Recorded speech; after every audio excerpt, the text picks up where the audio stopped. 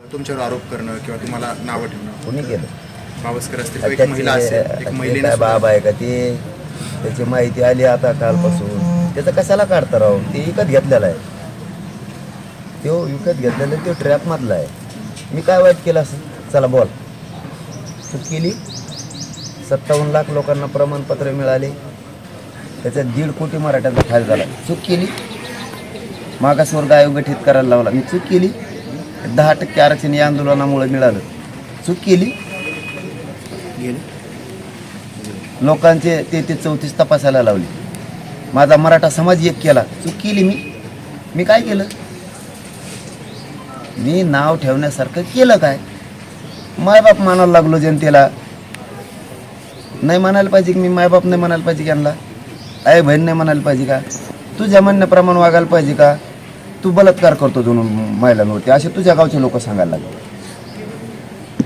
मी आई नाही म्हणायला पाहिजे का? बहीण नाही म्हणायला पाहिजे का? असं म्हणणं आहे का तू?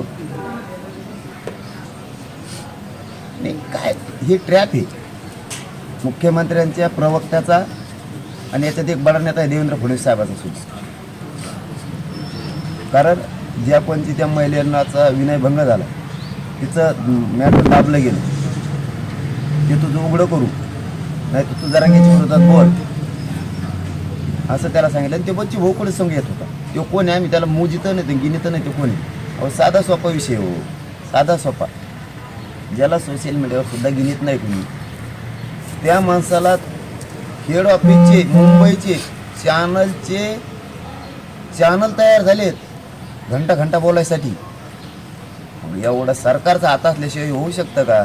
ज्याला कुत्रं ज्याच्यावर मुतत नाही त्याला एवढाले चॅनल उपलब्ध व्हायला लागले. तो म्हणतोय का माझ्या हाताने तो पाणी प्याला असता तर मी मोठा झालो असतो. त्याला वाटतं मी मोठा होऊ नये म्हणजे मी त्याला मोठं करायचं. आणि मग त्यांनी तिकडे जाऊन सांगायचं मी त्याचं उपोषण सोडून आलो, मी ज्याच्याबरोबर होतो त्यांना मंत्री करा. हे स्वप्न होतं त्याचं. ज्या महिलांना न्याय मिळाला नाही बड्या